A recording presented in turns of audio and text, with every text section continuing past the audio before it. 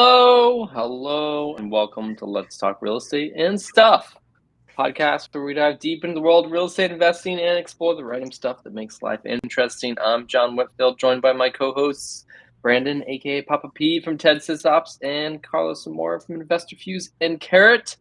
Today we're returning to our kind of ongoing series right now this summer. We're talking about sequences, the best ways to follow up with sellers as they hit your CRM. In this case, we're definitely building inside of InvestorFuse and specifically building Brandon's sequences. So, so far we've talked about the autoresponders. We did a short little sequence in a previous episode about a lead that said, hey, you've spoken to a lead, and they said, hey, call me back on this certain date. Then they don't. Or you call and they don't pick up, and so you have a little sequence that kind of tries to re-engage them specifically around that promised time. Today, we have a new sequence to build, and I have built. I think we've built about 70% of it, so it's not 100% done, but 70% of it is finished because it's really freaking long. Papa P, tell me why your sequence is so freaking long.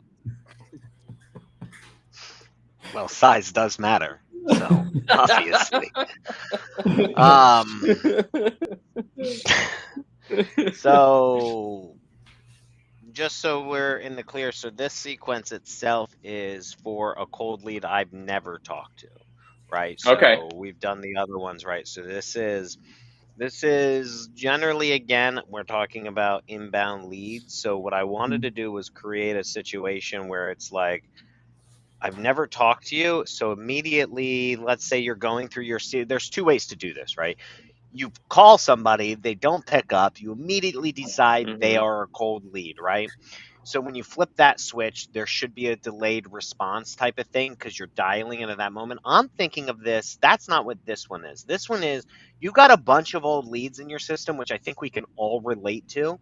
And you're like, man, I got no idea like where this is kind of left off or what's going on. But like the last time I've talked to them was a month ago, or I've never talked to them ever at all type thing. Yeah. And that's the angle we're going. They're old and you've never got a hold of them type of thing. Okay.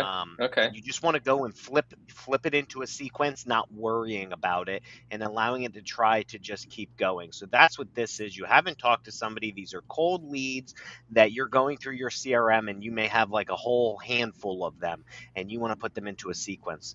And the first one will kick in immediately as soon as you do it, essentially. Does that answer why? Go ahead. Yeah, I mean, yes, it does. But so my question to you, though, is like, if you do have a lead that you've spoken to and it's been a while that you've spoken to, you wouldn't put them on this sequence? So you're talking about like in general. So if I've talked to you and then you came for, yeah, let's say like you in June 1st, my lead, I submitted a lead form. It came into your system. You called me. We did what we've already talked about, like a very aggressive kind of first few days, which you have to do for PPC kind of leads, and you should do for PPL leads. And then like I just kind of drop off the face of the planet. I've already gone through your sequence where I said, call me back on Friday. You called me back on Friday. I never picked up.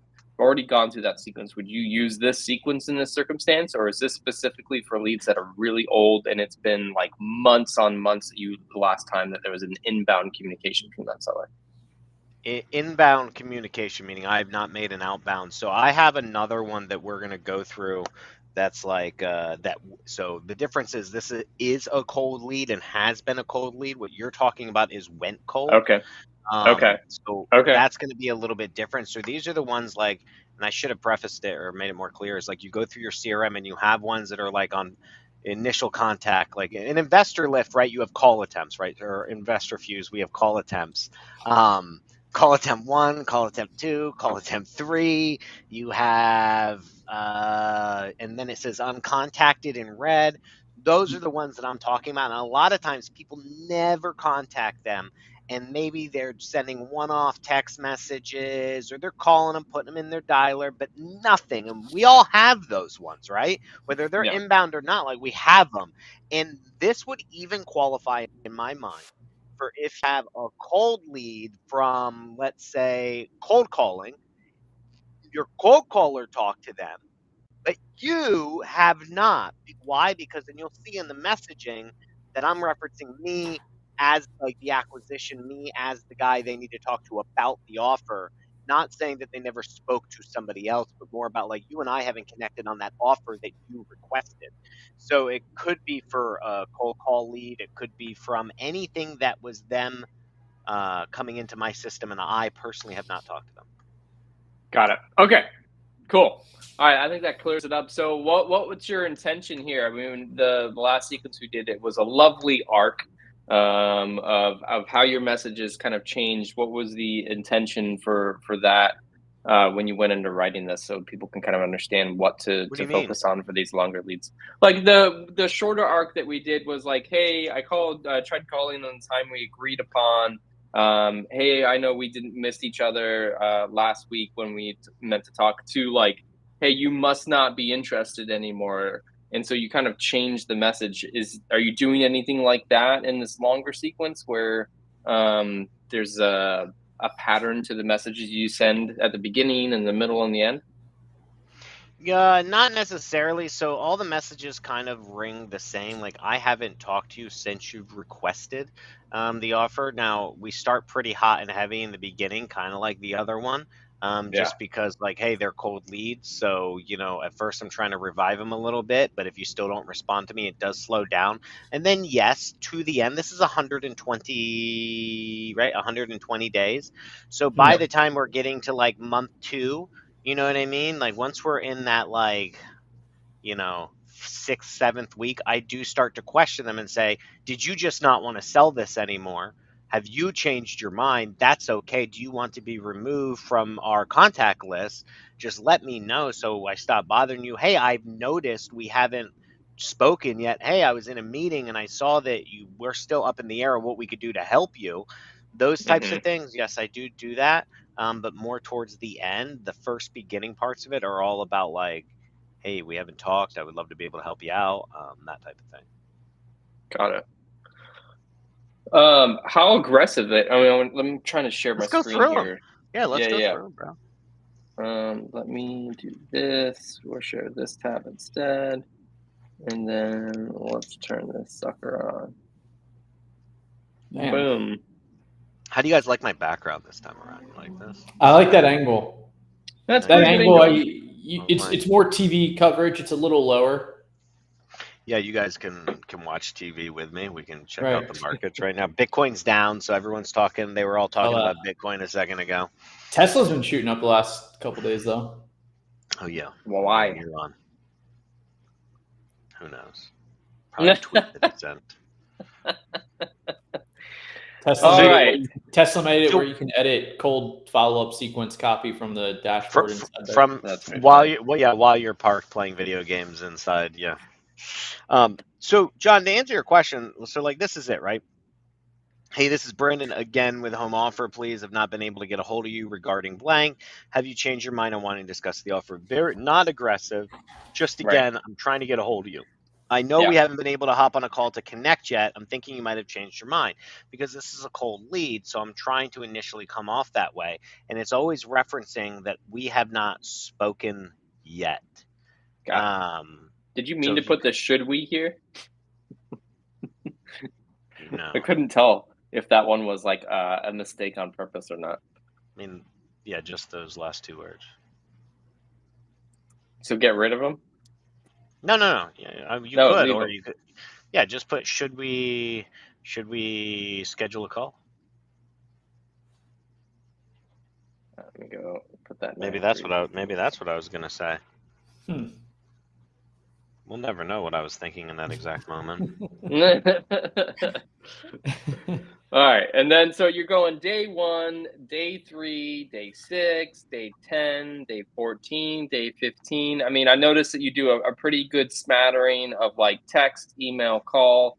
You're not doing as much repetitive steps. So in that shorter sequence we built in an earlier episode, you were doing like, text, email, morning, text, email, afternoon.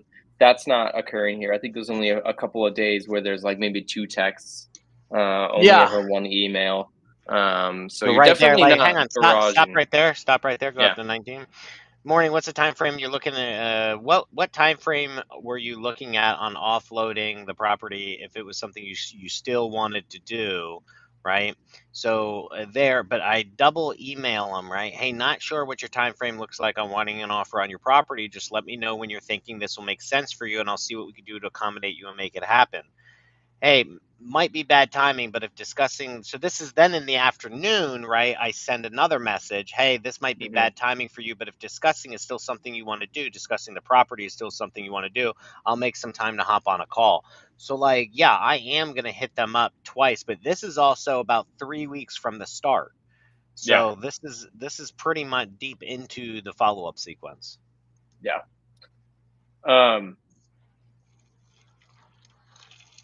I did like. This is something See that that one though? Do you see that one? Yeah, this is the one I So, wanted to talk about. So you do this a couple of times, and I yeah, really liked this strategy for longer kind of sequences. Um, when you're barraging them in a quick sequence, um, there's not a lot of space between it, and you're more going after the intent. Here, what you do is like you have a day where you're sending a lot of focused messages, yep, and like you're specifically trying to get them to uh, give you information, even if it's like stop messaging me, I've sold it. You're trying to just yeah. So, get them to give you something, and then you call it back. And on sometimes you do it the well, next day, some days you skip a couple days, but it's like you're calling back to a previous message to remind them, hey, I to sent you a message, go remind look them. at it. Yeah, Yeah, so it's like, so in the morning I text them, right? And I say, hey, I still have not heard back from you. Should I assume you sold it already or just changed your mind? But then yeah, in the afternoon, I email them, right? So I haven't heard back from them. So then I email, good afternoon. I know it's been a while since you made the request to hear an offer on your property.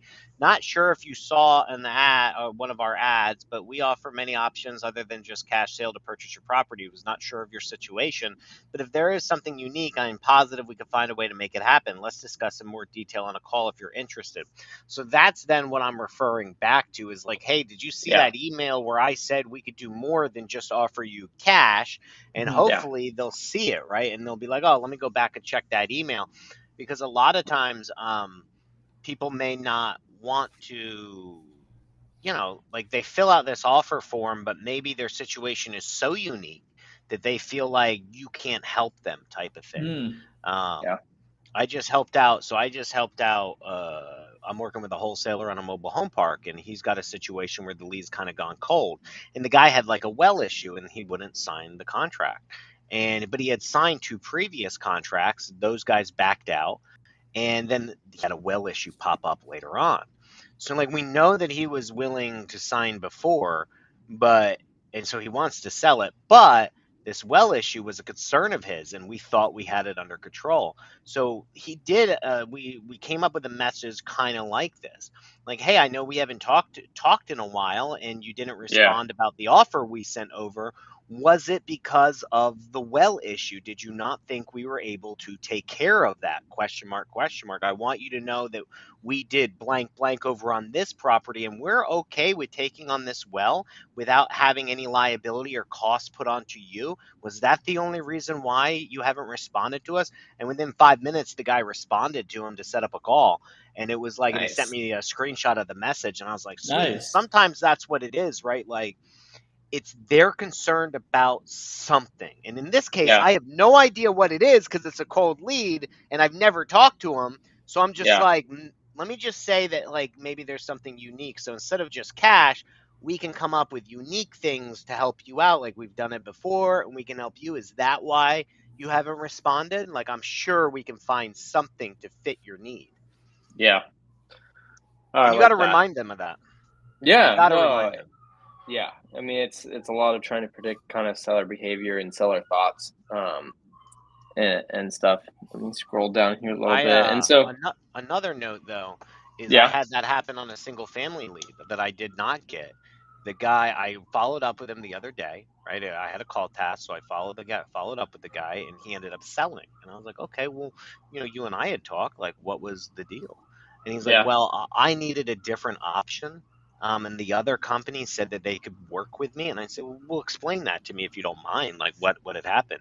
And he said, well, you remember how I needed all this work done? Well, they were willing to do the work for me, with me, right? He said with me, and then Novation. we sold. Yeah, no, it sounds like a novation, but it also said they did all the rehab. They did the roof. They did all the rehab before they listed it, and then he said then we listed it together, and they were willing to do that with me, so that way I could get more money.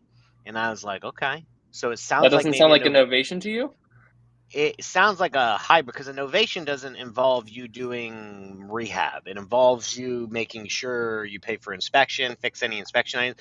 But spending 10K on a roof, rehabbing a kitchen and a bathroom, and putting floors in, that's a little Really, bit the more way of the like I heard typical. novation being explained to me a while back was like you can do some rehab inside of the novation agreement to get the house, on an 100%. MLS.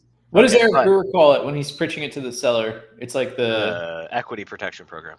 equity protection. Some other innovation person says it like has a pitch where they're pitching it or positioning it like how John's saying. Yeah, there's a concierge service. There's all kinds of stuff. But the Eric Brewer never recommends, and he says it all the time, to do any repairs prior to selling the property or before buying the property or selling it in this case, because you're on the hook if it doesn't sell.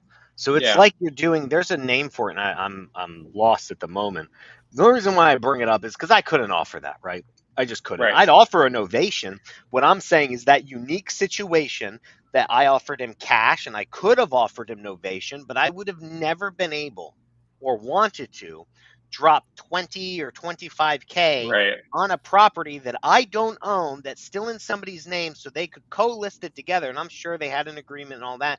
What I'm getting Right. at is that company had a unique strategy that they were able to get the mess guy on. He ultimately went with them. I looked it up. The property looks nice. I don't know how much they spent, but they sold it for quite a bit of money. So I'm sure everybody walked away happy.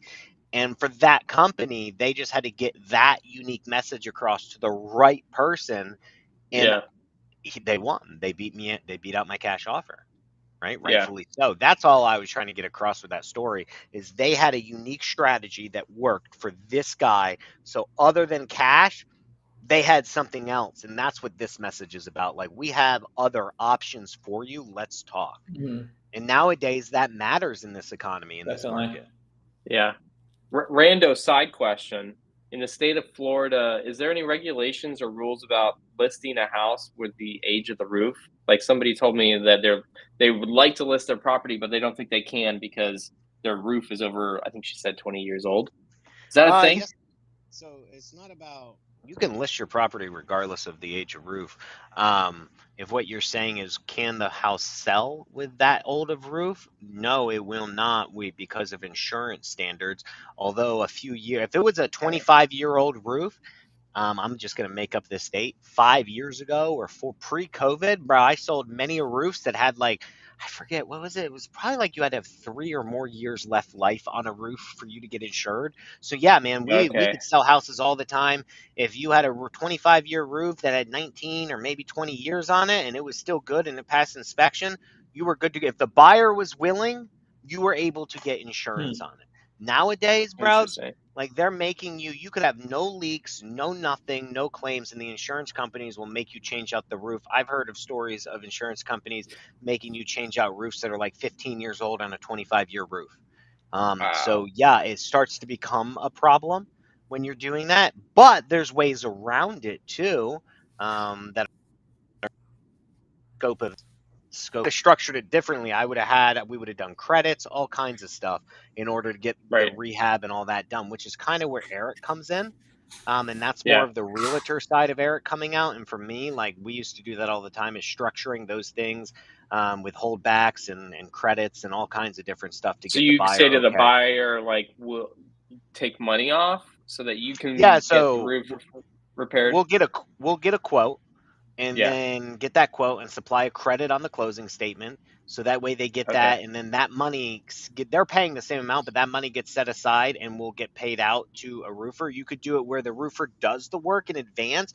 Once you passed underwriting and title work and it's a Yeah. guaranteed close, the roofer can head out if he's willing to be paid out on the HUD, and some roofers Yeah. are if you work with them.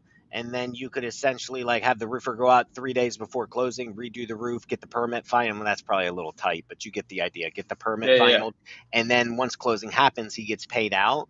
So there's a lot of ways to do it, but that's not what these guys did. They did the actual rehab ahead of time and listed it at ARV, and then I'm sure they had some type of split with the owner. And I known some people to do that back in the day. I just, it's not my alley. Risky business. Yeah, I mean, it's just not what a novation is intended to be. And people ask Eric about that all the time, and you'll hear him repeat over and over, although, yes, you could do it. That's not what he advocates, and that's not what he does. Yeah. At least as of the last time I heard. A disproportionate amount of risk, for sure. It definitely is. It's like you open yourself up to so much stuff, and it gets done, obviously, but it's like, why do I don't own the property? What if it just doesn't sell? What if the seller changes your mind? Not only now do I go into a legal aspect of fighting, but now that money is just sitting there doing nothing for me, sitting inside this house. Yeah, I'll probably win a court case, but like, dude. Your only safety net there is if all parties involved are Boy Scouts, and you can do Scouts honor. Put her up as Boy Scouts. So it'd have to be like Papa P, where you're another person that's a scout, just so there's. It depends on what era of Boy Scouts. Same era, yeah, exactly. If it was pre-2006, then yeah, Boy Scouts means something. Like post-2000 and like. That's right when I finished 2006. Me too. That's why I said that.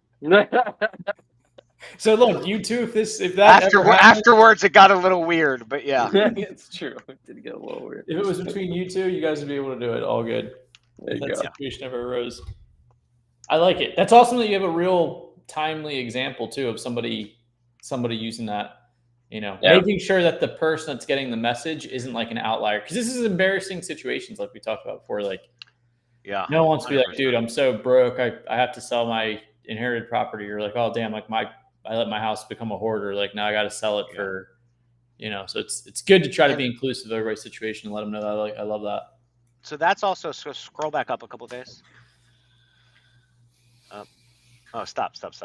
Nope, go down, day 39. So one of the things is Carlos, you bring up a good point, is people are hard, like it's an embarrassing situation. So if you've never paid your bills, which we've all, I'm sure, have been at one point in our lives broke and maybe behind on something, and you generally put your head in the sand, right, and you drag things out. So when I think of somebody going cold, there's one of two reasons why they went cold. One, because they've already sold it, right? Or two, they're just on a hiatus right now, right? Like in my mind, you don't think about selling. Like the only third option would be like a looky-loo, and they're just really thought that they were going to get like an electronic email offer number and that's it. But generally, I mean, these ads are pretty pinpointed about who they're going after. So if you fill this out, you either want to sell or you don't. But like I would say they either sold it or they pause. Now, why would they pause? Because again, like the situation is so unique that like they got cold feet. They put their head in the sand. They don't think. Maybe they talked to a few people who offered them cash or offered them something they couldn't do, and they just were like hiatus. So I wanted to say, morning, did you sell the property already, or just put on pause for making a decision on it? So like that way, and I do that in multiple days throughout this thing because I want to know, like, giving them the ability to say, no, I'm on hold. Oh no, I sold it. Because I want to engage them without the pressure of saying, hey, let me make you an offer type of thing. Now, the reason why I'm at day 39 and then I go all the way to day 120 is because people do take pauses and they do put their head in the sand. So the idea is, like, if you've ever had somebody like, man, like the foreclosure happens and then month 1, they don't want to do anything. Month 2, month 3, month 6 comes along and they finally want to do something, right? So like the longer you can have your sequences going and being at top of their mind, the better chance you have of getting some of those people who do have their head in the sand.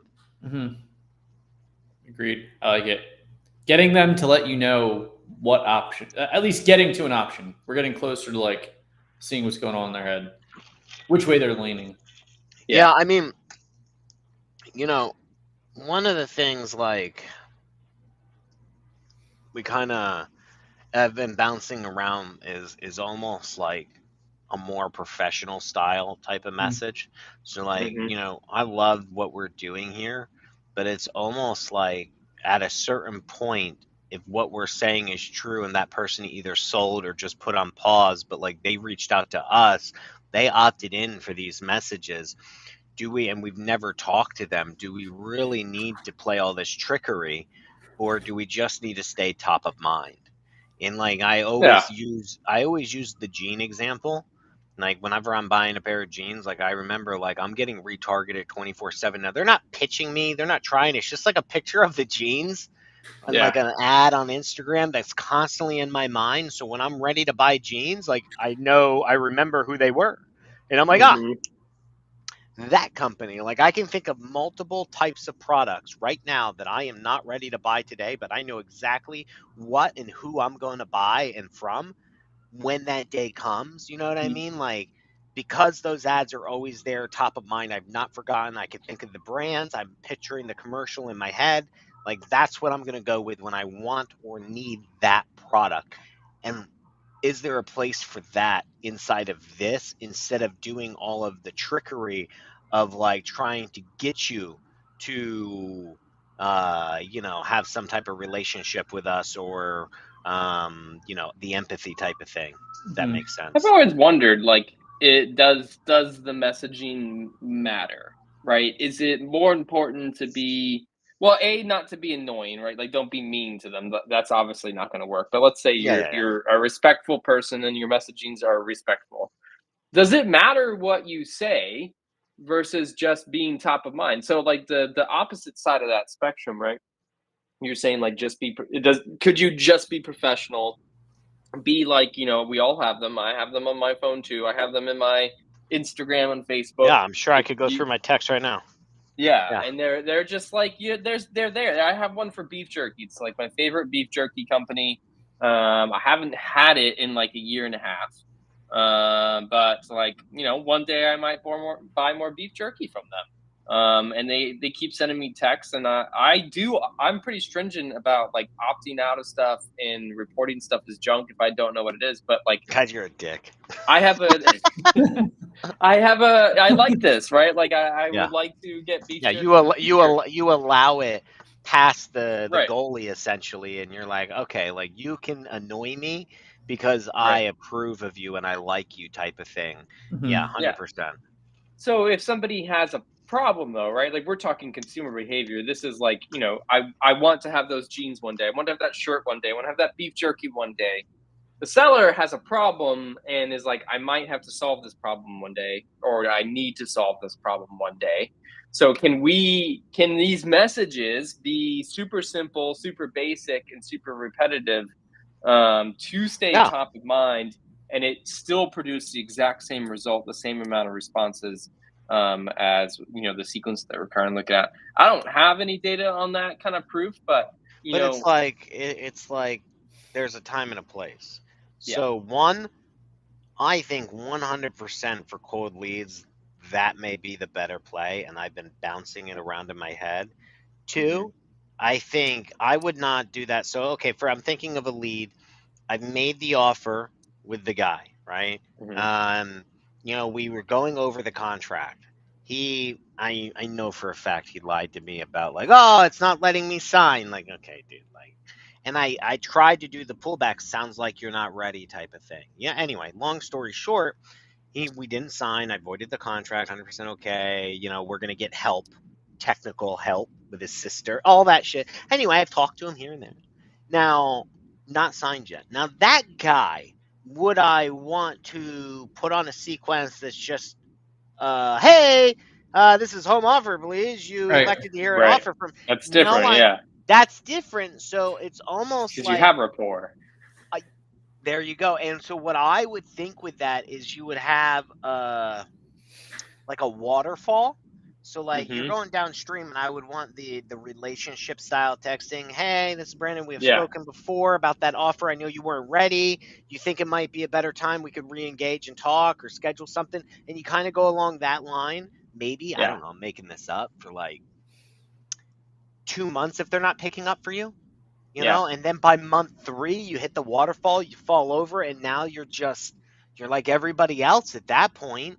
And so you would almost have like a marriage of that empathetic relationship style messaging personal touch to then where you fall off and you just get that sequence leads into another one where it's just like, hey, this is home offer, please, an automated message. You had requested an offer previously for us. It looks like it never worked out.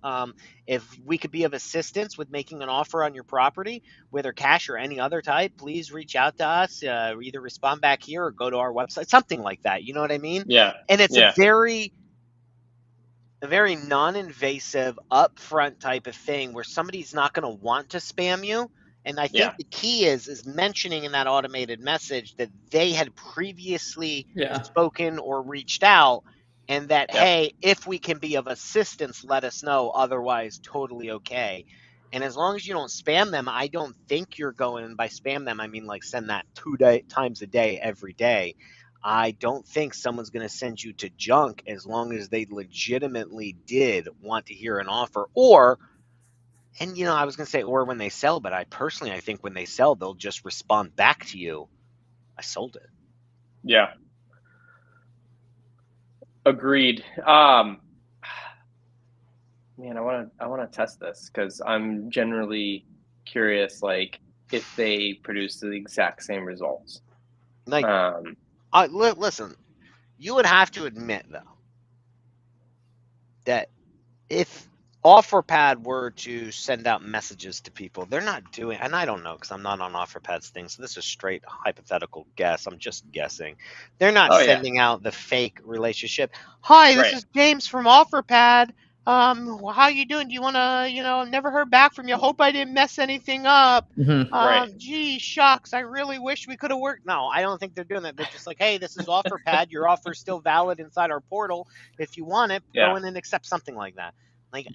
But yet every day when people think of selling a property, they're thinking of those big companies. So like in my mind, how do you get to be more like them as a brand versus just like Jim the home buyer type of thing? I don't know. That email is like like in 2024's day and age, it would be like the subject line would be like, not ready to sell. And then the email would be like, no problem. We have a team that dedicates reach out to homeowners that we spoke to. We'll feel free to respond to this email or call us at this anytime you're ready to sell. Like very low pressure. And you would send that repeatedly. So you wouldn't need all the creative copy. You would almost just be very upfront with who you are and what your purpose is. Because I do feel like, okay, ready? Like read this email. Was this property still something you thought you want to sell? I had reached out to you and have not heard back. You don't want to be bothering you if no longer interested. Now that's cool. I dig that message. It had a lot of things going for it. It's got the all shucks thing, straight up asking them if they want to sell. I agree with that message. But is that an old way of thinking about our outreach versus what Carlos is saying or what I'm saying now is like, because I don't know. I think that might be. So I was writing all this up and I was having these ideas and I was like, is this just like a waste of effing time?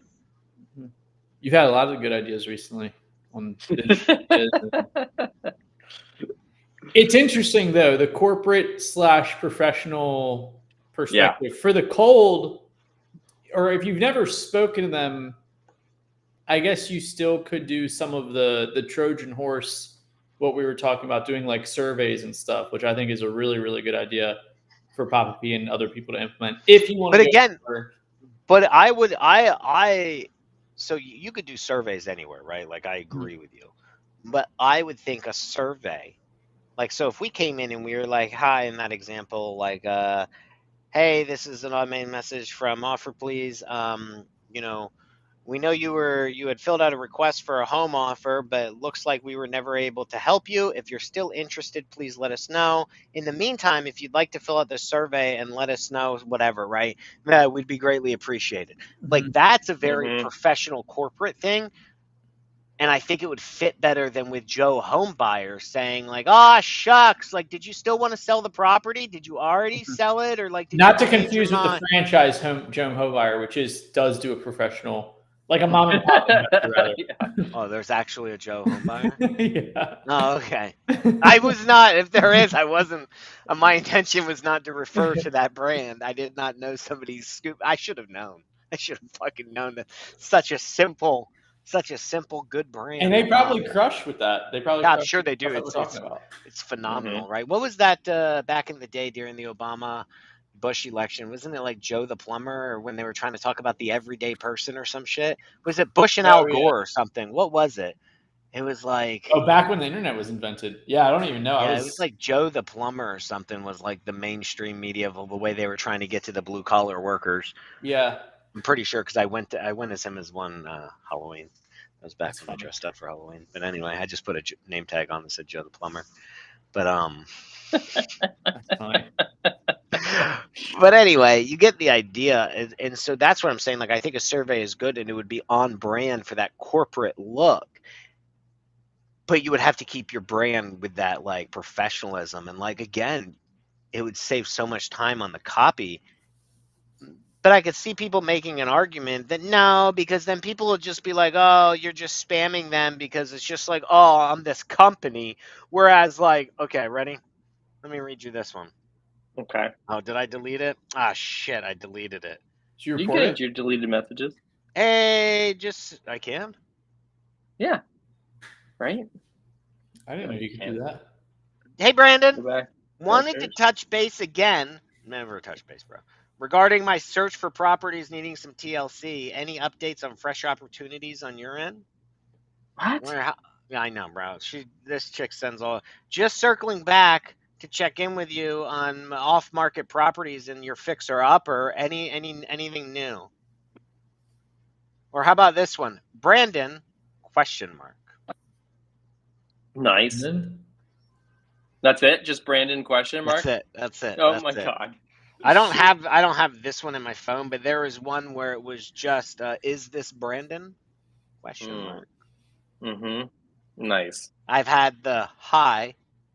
That's it. Yeah, I hate those ones. Hi. They don't even respond anymore. I just report junk. Yeah, it's just like, dude. I don't even text like a person I met in person. I got their phone number. My first text message isn't just hi. Like nobody's texting freaking hi. So it doesn't this one want you to start engaging, so you can bullshit them. I'm pretty positive this. I almost want to respond to it to see what this is, but it's Lucy. I'm thinking about going shopping tomorrow. Do you have time to go with me? Okay, one, I highly doubt that this is somebody mistyping in a number because they're a 562 area code. I'm a 717. There's no way that like I'm just their neighbor or some shit, right? I just feel like if I respond, they're gonna be like, "Oh, hey, I've been trying to reach you about your extended car warranty." Yeah. And it's like, but I get a lot of those, right? Well, it'll be a different name, and they say something so outrageous that it's almost like I'm just going to respond. No, I'm not. Lucy, you're wrong number. And then I've had those over the last year or so. Got too. you. Not a ton, but yeah. So like it's like a lot of the trickery. So I was thinking in the age of TCPA or whatever it is, right? In the age of opt-out messaging. Yep. Do we just say, let's own it? Like if you can't beat them, join them. And it's like if I can't like trick you into being like, hi, Brandon, ? And then and that's the thing though, like I wish I had data, and like this is something I want to walk away from this trying to prove. Like I don't think it matters, right? Like I think it matters to a degree that the seller has, did message you, does like have a problem, right? We're talking like they inbound came to you. We're not talking text. Yeah. No, I'm not. Inbound lead, and you're following up with them. I don't think it matters if you send a professional message versus a trickery message, that they will respond to you when they're ready and they need the problem solved. Either their pain increases and they're finally ready. Like they're not like, I don't think like a certain type of message would make them like convert more. And if it did, I think it'd be such a small margin. And the benefit to it is if you're being professional, if you're having the opt-out messages, if you're 100% kosher in this industry with the A2P 10 DLC guidelines, you're only going to stay around for longer versus messaging that like you're going to get flagged for. The carrier is going to be like, my God, they keep like everybody reports them as junk or whatever. I honestly think like sellers would be less likely to slide over and report your message as junk if you come off sounding like a professional business. Yeah. Like I don't spam out Walmart or whoever it is, right? Like it's only the other people. So here's the thing. Now, I don't agree with you to a certain extent. Like I would say up until last year or maybe 2 years ago, I would have said that's bullshit. Why? Because I could send the message I wanted to send. Right. Hey, John, this is Brandon. Did you still want to hear a cash offer on your property? Brandon, or John, did you still want to sell your home? Did you still Mm-hmm. want to hear a cat? Did you still want to receive a cash offer on the sale of your house? Right. Say any of the house, home, offer, sale, sell, cash, bro, Cash. you're Yeah. done. You're done. Yep. So now we're saying even in my one message, did you want to offload? Talk about offloading your property, right? Like, and I Yep. misspell the word property so it doesn't trigger. I misspell the word offer so it doesn't trigger. Yeah. And it's like at that point, you almost just say, I'm going to own this and just be like, yeah, dude, like I'm just this company. You requested me. Do you want to do this? Yes or no? If not, totally cool. Here, fill out this survey. Let us know why you changed your mind and where we went wrong. Like that, Yep. I think is where things are going. The more I'm talking about this, the more I'm like, bro, like almost like let's erase all of this and literally just copy and paste in a couple messages and be done. Again, the only Well, say is on well, the warm sir. offers and hot offers. I wouldn't. The cool thing about the developers over here at InvestorFuse, we made it so that you could duplicate a sequence. So we can finish building this, duplicate it, and then just literally go in and replace all of the messagings for the text and the emails. You still keep the calls though in this kind of. I'm a more of a professional business. You're Yeah, still calling them, 100%. right? I Yeah, would yeah. still call them, bro. I was dialing the other day. You definitely got to dial. Now it's like I would never with that message. I would never message more than once a day. So on some of Oh yeah, these, I have like text AM, text afternoon. I would never do that. It would be a once type of yeah. text, once a day in the morning or evening with an email. It would always be the two because I might as well. I don't know where you're at in this world. So maybe I would do one morning, one afternoon, one text in the morning, one email in the evening, and that's it. And do that at the same intervals of all of this. Yeah, I would definitely do that. Yeah. Yeah, 100% I would do that. That would be really intriguing to try that. And I mean, The survey thing, I think we try the survey thing and kind of yeah, that'd be cool come too. up with some questions, and we tie that in because then you just send the link inside one of these messages. Now again, like that would delete this and like maybe some of these other ones I've written down to write, but Hmm. like I still I think mean, it would be fun for you so to I kind have of here. A/B test these. Like, I've got So two leads. Start the but I would never do relationship it with one. the offer though. I would never do it Oh with yeah, the no. offer one. So I have here two. So I have the cold sequence we were going to write for next week. I have Yeah. talked to them, but they went cold, right? So I was going to do Yeah, that. yeah, That one I think you could essentially replace with the banner, what I'm going to call from now on like the jeans banner ad type of thing, yeah, yeah. right? You do that with like a banner ad style message, a corporate message. But then I have offer made and it was too low, rejected, or bad terms, right? Like that one, I mean, maybe you switch up the style of message and make it corporate, but like, hey, we made you an offer. I know it didn't work. If you ever want to change your mind, home offer please is here to help you, blah, blah, blah. So maybe like there's a different style of message that you keep sending, but eventually it would still fall off because after 2 months, that becomes pointless. Because if I'm Right. messaging you that 1 year after I made you the offer, it's like, why am I trying to bring up that memory from a year ago? Like, I'm really trying to beat that dead horse. Hmm. Yeah. But like, I think I'd be better off if I had a more personalized message. Hey, John, this is Brandon. I know we spoke the other week and my offer wasn't good enough for you. If anything changes, let me know. We can see if we can rework something. I think that still kind of works. And then Yeah. maybe after the 30 days or 60 days, you immediately go into that's where the waterfall I'm talking about. You immediately drop off into that banner ad, and then that picks up for all leads. At some point, all leads converge into that Hmm. style messaging. Some Yeah. sooner than others, some at the beginning. Like if you're uncontacted, immediate banner ad style For sure. messaging. If I Yeah. talked to you and you went cold, immediate banner ad style messaging. Offer, maybe 30, hot offer, just too low, maybe, like 60 days. You ghosted me Right. on an offer, maybe 30, 45 days or something, and then you go into that message, something like that. Dead, like Yeah. what if it's dead, reviving a dead lead? I personally think you would go straight into the banner ad, the corporate ad. Hey, you reached out to us at one point. This is home offer, please. Like, just let me know if you change your mind or if you want to stay dead. Hey, I was just driving past your property the other day, wondering how you are. But you know what? Like, there is something Used to to be have one said like about. that. Yeah, I did too, because there's something to be said for the way we used to do real estate Right. is the way things used to be done. Like, it's just everything had its time, and times have changed to where if you said that now, people would be like, bullshit, dude. Like, tell me what color it is, because they hear it so much. Like before this became a profession, if you said, hey, Yeah. Carlos, I was just driving through the neighborhood, I saw your house, wanted to see, you're probably one of the only people they've talked to about that house in months, if ever. And so they believe it because they've never encountered anyone who would lie to them about that. So they just Now they don't get a even bunch of people. yeah, it just goes over their head. Now they're getting hit up all day. They're like, wait, you're just like all the other people from out of town calling me about this. I bet you're lying to me just like them. And now you're grouped into that category. Yep. I agree fully on that.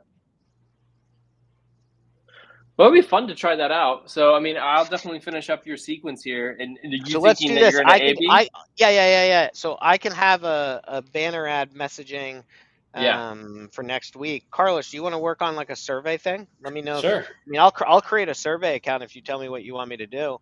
I'd be Yeah. interested in doing I something like that. got some ideas on that already. You could And we totally can do do it on some. Gravity Forms on your Carrot site, too. I don't know what that is. You just make a simple form on You're talking to your me and Carrot Brandon, site. John. We're not wired like you. I could build a form with Yeah, but drop downs hang on on a your second. Carrot site. Let's Yes put it and that way. no. Yes and no. I think what's more okay. If the premise of what we're saying is to be More corporate, professional? right? Yeah. And to give off that vibe of professionalism. Now, I don't mean professional as in tech, John. So don't lean in that direction. I just mean as in open and transparent. Do you think somebody would respond better when they see a www.surveymonkey.com / like ABC homebuyer, whatever, versus ABC homebuyer / form? Personally, I think the surveymonkey.com would grab their attention as a known entity, and they'd be like, I know exactly what this is. I'll click this. I understand this makes sense. You almost get cachet from using SurveyMonkey in that example versus your own form. Now, on the tech side of things, yeah, using your own form is more professional. You spent money, you did it, you have everything integrated, obviously. But from a user perspective, they see SurveyMonkey, it's like, oh, cool. It's almost like when you see an email and you see like you see MailChimp Constant Contact, you're like, okay, I know that this is an automated thing. I understand what this is versus somebody trying to pretend it's a one-on-one message, For sure. but yet they're blasting everybody, and you're like, this doesn't seem like it's geared to me, but it looks like a personal message. That's trickery. Yeah, I don't know. I would question your premise that everybody knows what SurveyMonkey is. You don't think everybody does? No, I don't think everybody does, especially not the We majority should of people that we should send out a Survey Monkey about if they know what Survey. Do you know what this is? Just one question. But there is something before you got this email. The URL like that they click on it is saying like something survey, like SurveyMonkey. I think I think you're right. Like that, I think that could have effect of people that being like, oh, okay, they're not just trying to send me to some dumb link where they're going to sell me something. Like this is a clear Survey focus. Monkey. Yeah. And it's I a very clear thing. It's like if you sent me to like I don't know, I can't think of an example, but you get the idea. So yeah, that's where I say I would stick with a known entity. It's almost like DocuSign in Google. It's like the name has become so synonymous with what they're doing. And so if I try to send you to Bing, if I'm like, yo, Bing me, there people are like, Yeah. what am I supposed to do to What you? did Like, you no, just like say to look me? Duck, me duck, up goose on me. Bing, bro. What's Like, yeah, duck, duck, goose me. Duck, duck, goose. Duck, duck. What the fuck? What are you talking about? Like, nah, just search me up. Well, then why didn't you just say Google you? Like, I could have just Googled you, bro. Like, I don't use Oh Google. God. I'm cool. I know text, so I use other Ask Jeeves things. me. It's like, hey, bro, did you bring your Zune so we can listen to music? My brother had his in. That's hilarious. Because we were like, Zunes are so much better than iPods. No, they're not, bro. Like, no, they're not, dude. Time tells all. Well, this is cool. Like, I mean, so next week we'll do we'll set up the banner sequence, and then you said you have another cold sequence where you were talking to them and then they went cold, or are you gonna just use the banner for that? Well, so I have, yeah, I feel like I have cold lead went cold, right? So I just feel as if, yeah, you just do a banner for that. I would Cool. almost keep the same days and sequences as Yeah, that. yeah, Um, the only thing I would say is there's a difference, so you could copy it, is like when I get off the phone with John and I am going to put you in a cold category because John tells me I don't want to sell today, not yeah. interested or something. John's cold, so I need a cold sequence that delays 60 days or 30 days and then kicks in versus when I put you in a sequence, you get a message that day. They would be the same exact message, so we would duplicate it and just delay the start. Yeah. That'd be the only thing I would say where I would need to, but I would definitely say I'm definitely leaning into this banner ad thing. Like I'm now thinking about this and I'm like, man, like these banner ad style messaging is I think a much better way to go because they are opting in. We had Andy on from propertyleads.com and he straight up Hmm. said that the way things are going is they now have to opt into who they are going to message and talk to or who they are going to talk to and receive a Yeah. call or text from. And so it makes sense that we just pick up on that instead of all this trickery. Yeah. Agreed. I would not do this, however, if I was RVM blasting and SMS blasting people. Do not do it for I mean, we don't. Cold prospecting is just always going to get harder and more difficult. So The only way is when you take them from cold to hot and then back to cold. Then at that point, yeah, you could argue that you had gotten your permission or you've talked to yeah, them, you have a relationship, and now they understand your brand, and they'll be receptive to that. yeah. So Agreed. Cool. Like All it. right. Well, and I think too will be exciting, and we're going to do this not next week, maybe the week after. Is setting up these people into ad audiences. So, I mean, we've kind of briefly mentioned about it here, but it's something I've been spending some time on, and I mean, omni marketing. We've heard that term a lot. Omnipresent marketing, like the ability to be touching these people multimodal, everywhere. yeah, Well, what? like multimodal. Sure. I don't know what that term means, but yeah, multi-channel marketing. Anyways, so to be able to like put these people into retargeting audiences, spend a small amount of money, and then you've got text message, emails, and phone calls, but you're also got ads playing wherever they are on social media. I think will be a really interesting way. And I think we take the same kind of thing, like keep them professional, keep them. I am this brand, I am this business.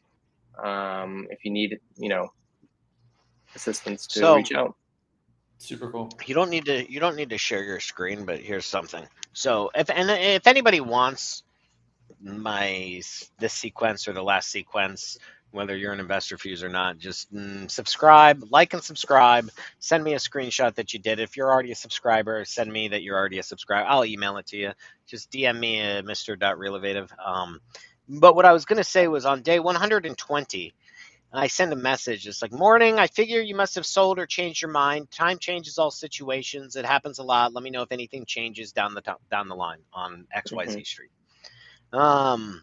And then my email is wild to think it's been a few months since reaching out. I know we never got the chance to talk, but at this point, I'm not sure if you're still wanting to hear an offer, if you've already sold it. I know I mentioned our solutions we have solutions for a lot of seller situations. I'm sure we could find a solution that fits you if we're moving forward. Hope all is well. Brandon, blah, blah, blah. Okay. So notice how finite that is. Mm-hmm. So one of the problems I had with this message was how finite it was, and I was like, "Man, this is only 120 days. It's really finite. How much of a douchebag am I when I come back in like 30 days? Like, Hello again. hey, Yeah. I'm back. I know what I said before, but like, yeah, I don't think you sold it. I lied. I think you're really still holding on to it." So I was like, with the banner style ad of like corporate stuff, Yeah, there is no end. correct. You do it It's like forever. this t-shirt company I was telling you guys about that literally just texts me every week, every other week. I don't know how often. I just delete. I don't spam them. I'm just like, okay, cool. Like, I don't need the t-shirt right now. Like, Mm-hmm. there is Yeah. no message, so therefore there is no end because it never began. It was never something that had a life time Right. frame. There was no life to it. It was just, No, it you're not is arcing and then it. it's You're not. not Yeah, yeah. starting and ending. Yeah, And which is that's where I think the interesting. benefit is. Yeah. Yeah. And I think the industry has to go this way Mm-hmm. if they want to survive, because if what people are saying is true, right? And there's a few people out there that are talking about like the $100 million wholesaler, the wholesaling is going to be illegal, so you have to become, a different type of brand. And then just how the big ones will eat up the little companies and only the big will survive. Well, if that's the case, then you need to redo all of your marketing styles. Like Right. our friend at Ballpoint's now trying to franchise soldfast.com and go that way. And like, I doubt he's doing stuff like this. Did you see that message from him, Carlos? He was, I wish I would have screenshotted it. He got hit up by a wholesaler and they were trying to avoid using every word, but the message was so choppy. And he was like, and his response to them, right, as a wholesaler and an investor, was like, I see you're really trying to avoid the words that'll catch you and get you into violation or something. Nice No, I didn't see try. that. And it That's was hilarious. funny because it's like, yeah, dude, like you can almost tell these messages because they're so choppy now that Mm-hmm.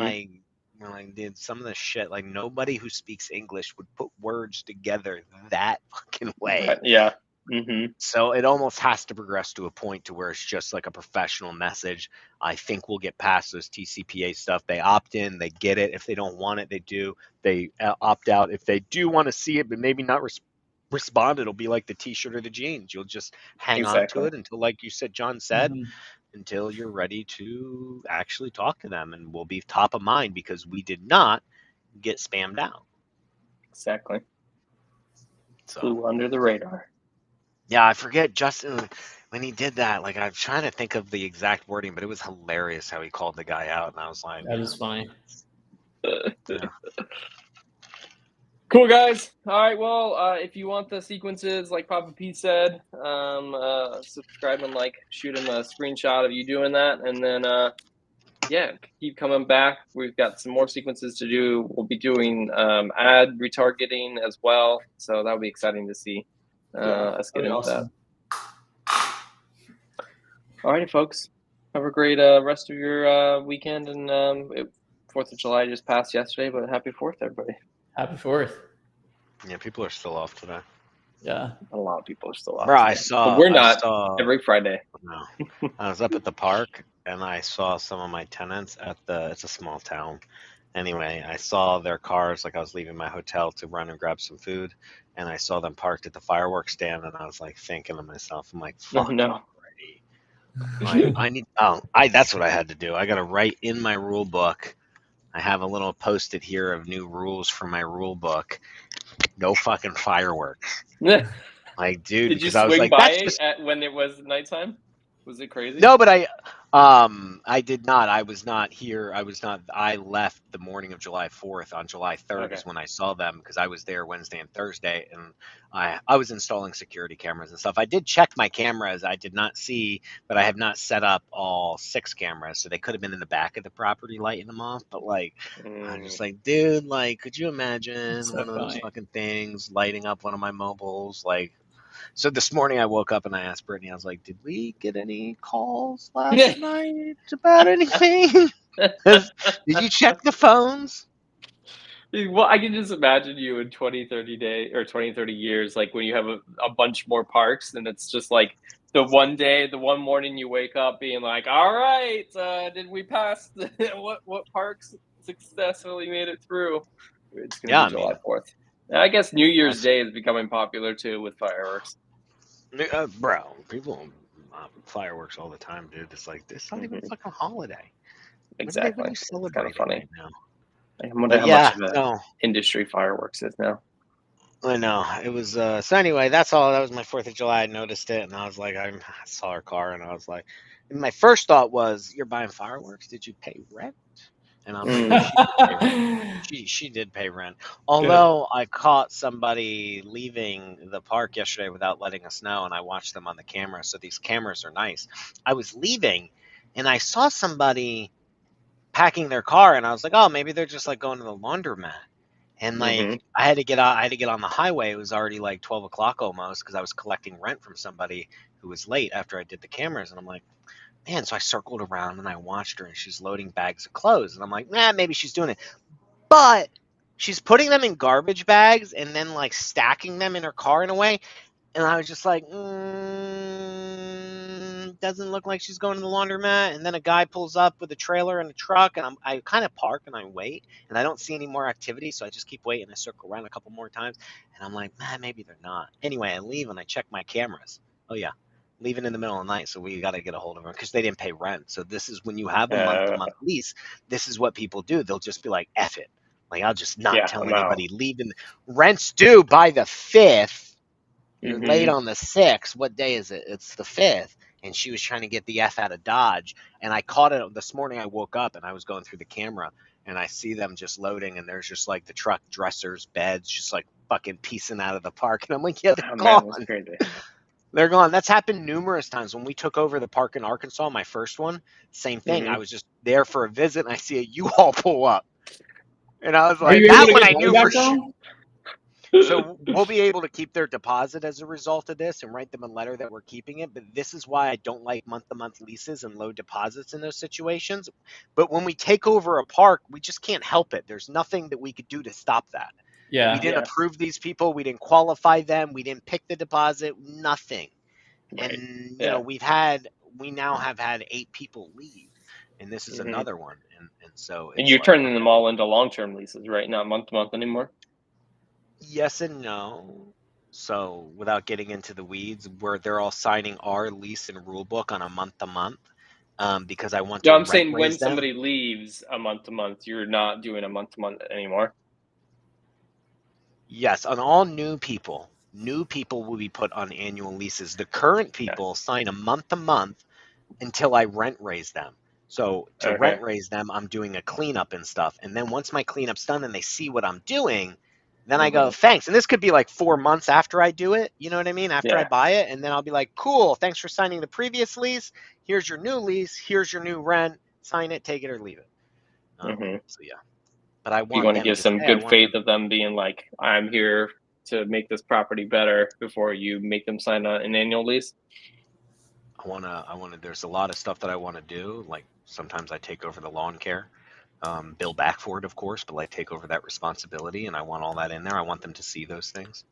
Yeah. You know. Yeah. I can't make everybody happy. There'll be some people that leave because of it, but you know, I account for that. Yeah.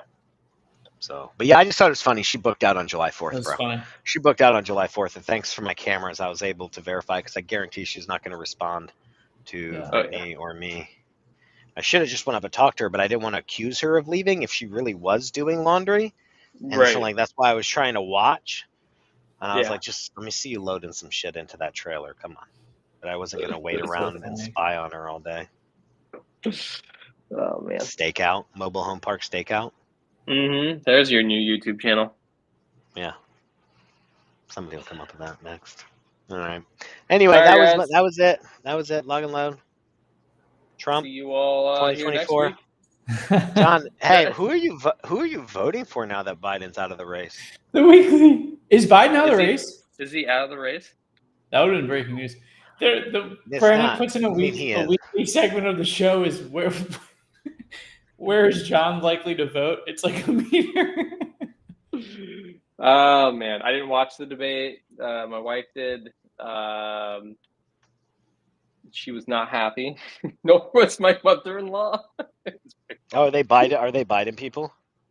I mean, less of Yeah. Biden people than just not Trump people. Not Trump. Let's just phrase it that That's way. the thing. I Yeah. love that. I love how people hate Trump so much that they would vote for anybody other than him. But then Right. they hate, and it's not the only story I've heard where someone's like, it's not necessarily that like, oh, Trump's was such the shittiest president in the world. It's like I just don't personally like he talks or does that. But then Biden fucks up, and they're all like, what do I do now? I don't have any other options. This is ruining my opinion. But like, I know people who still are pro Biden.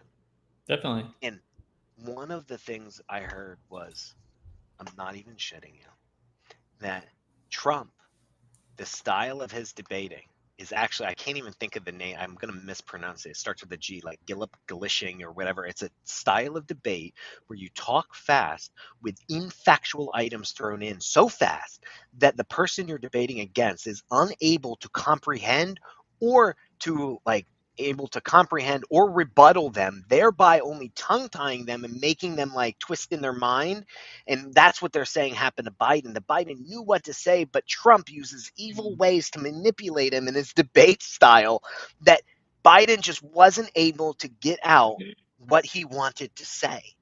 And I'm like, you really fucking believe that?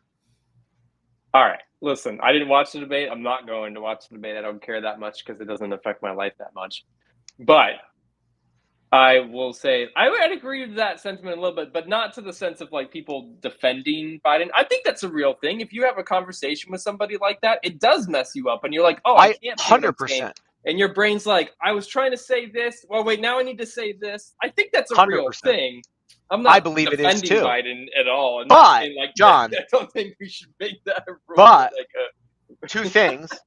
One, then you would have to admit if we're talking about pure debate, you would have agreed that person lost. They lost the debate. They were out debated.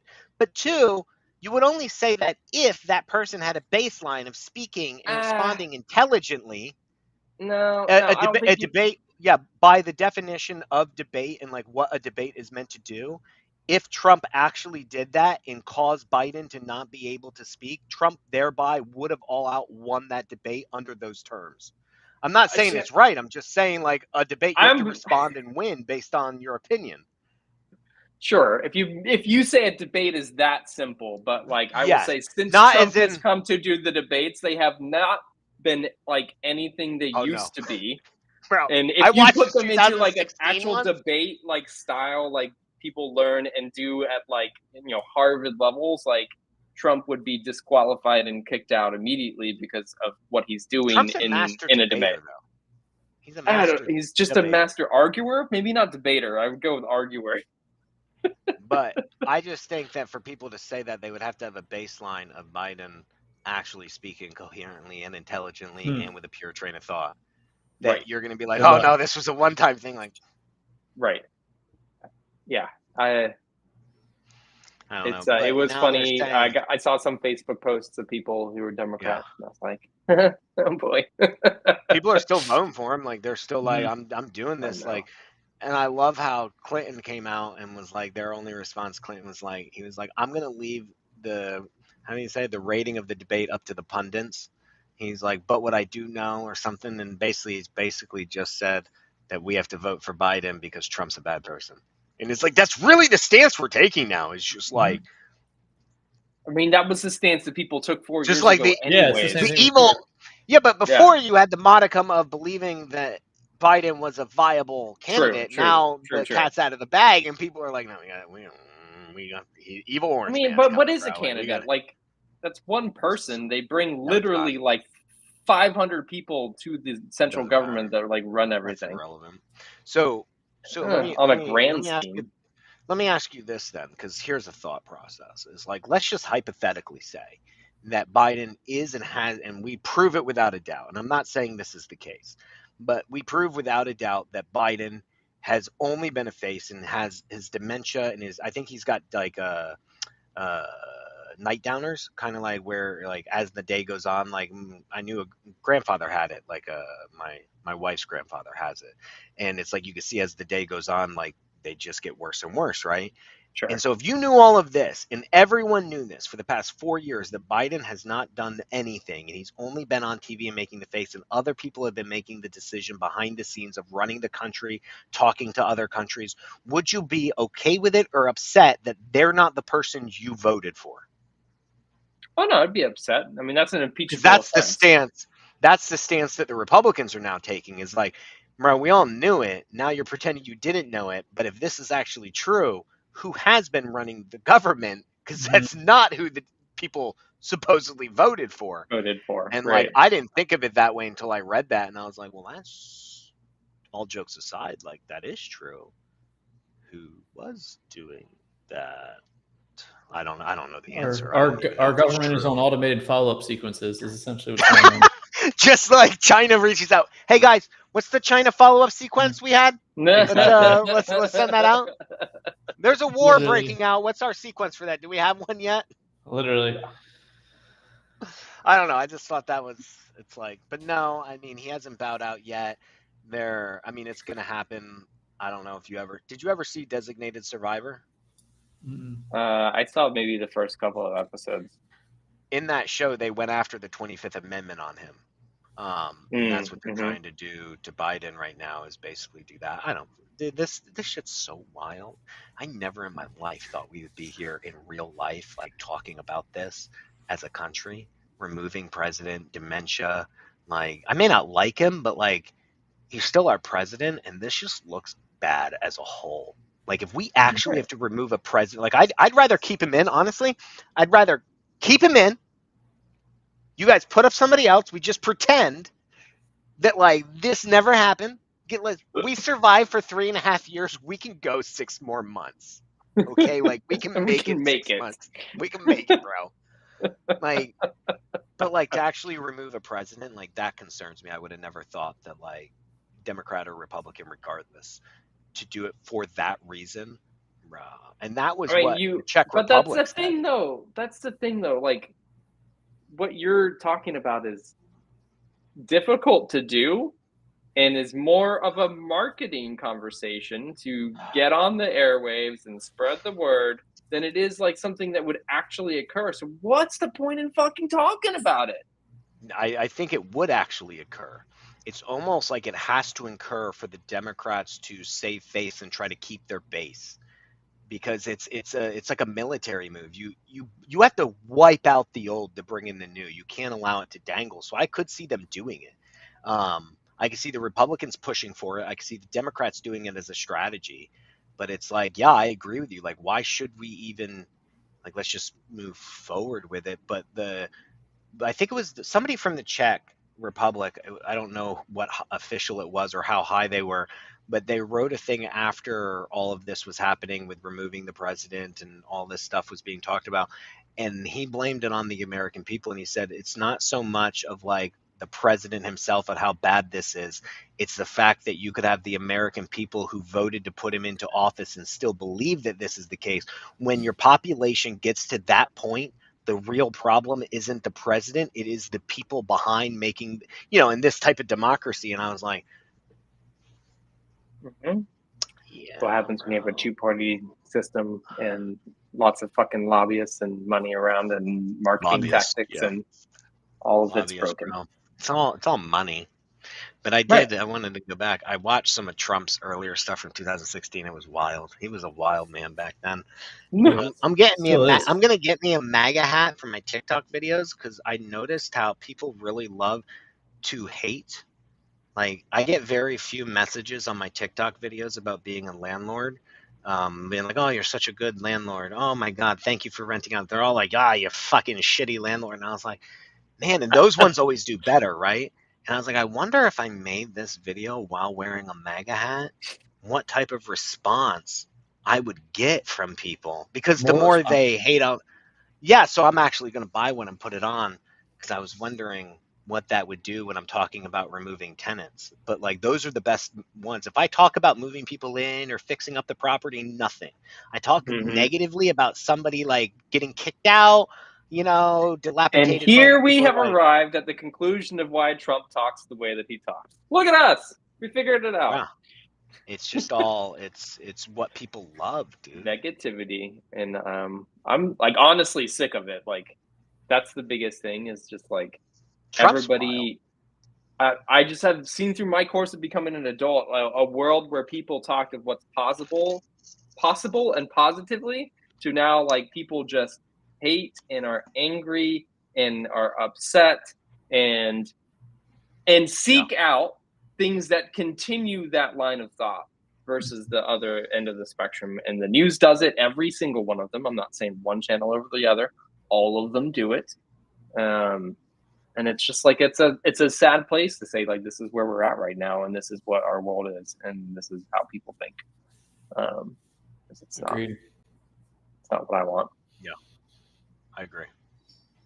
I agree with that. That's a good point. That's a good note to end on. We could go for hours. All right, guys. Have a good weekend. Have a great 4th weekend. Have a great 4th weekend. It's hot out there. Getting some water.